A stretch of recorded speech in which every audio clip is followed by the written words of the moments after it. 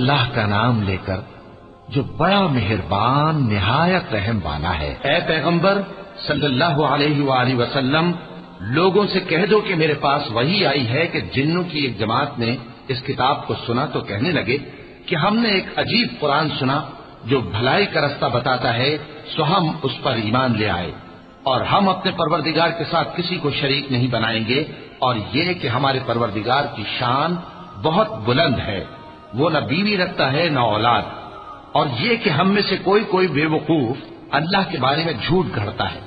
اور ہمارا یہ خیال تھا کہ انسان اور جن اللہ کی نسبت جھوٹ نہیں بولیں گے، اور یہ کہ بعض بنی آدم بعض جنات کی پناہ لیا کرتے تھے تو اس سے ان کی سرکشی اور بڑھ گئی تھی،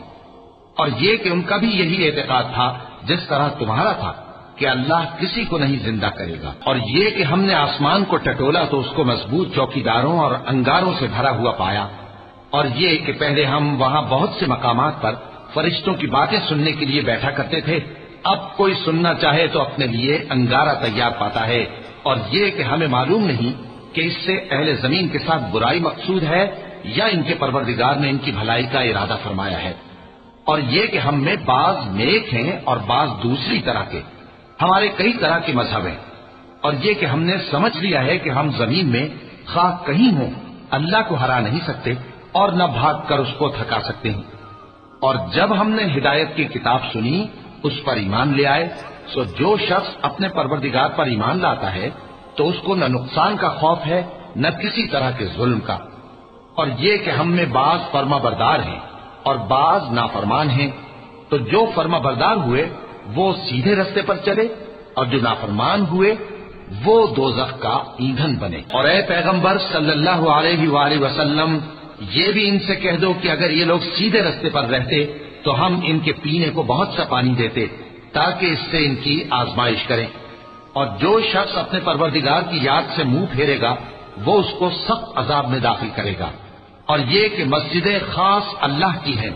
تو اللہ کے ساتھ کسی اور کی عبادت نہ کرو، اور جب اللہ کے بندے یعنی یہ پیغمبر صلی اللہ علیہ وآلہ وسلم اس کی عبادت کو کھڑے ہوئے تو کافر ان کے گرد ہجوم کر لینے کو تھے۔ اے نبی صلی اللہ علیہ وآلہ وسلم، کہہ دو کہ میں تو اپنے پروردگار ہی کی عبادت کرتا ہوں اور کسی کو اس کا شریک نہیں بناتا،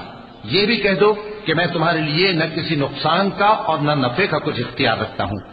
یہ بھی کہہ دو کہ اللہ کے عذاب سے مجھے کوئی پناہ نہیں دے سکتا اور میں اس کے سوا کوئی جائے پناہ نہیں پاؤں گا، ہاں اللہ کی طرف سے احکام کا اور اس کے پیغاموں کا پہنچا دینا ہی میرے ذمہ ہے، اور جو شخص اللہ اور اس کے پیغمبر کی نافرمانی کرے گا تو ایسوں کے لیے جہنم کی آگ ہے،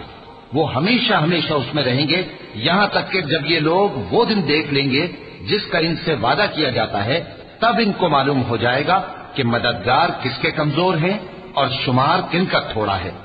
کہہ دو کہ جس دن کا تم سے وعدہ کیا جاتا ہے میں نہیں جانتا کہ وہ عنقریب آنے والا ہے یا میرے پروردگار نے اس کی مدت دراز کر دی ہے، وہی غیب کا جاننے والا ہے، سو کسی پر اپنے غیب کو ظاہر نہیں کرتا، ہاں جس پیغمبر کو پسند فرمائے اور اس کو غیب کی باتیں بتا دے تو اس کے آگے اور پیچھے نگہبان مقرر کر دیتا ہے تاکہ معلوم فرمائے کہ انہوں نے اپنے پروردگار کے پیغام پہنچا دیے ہیں،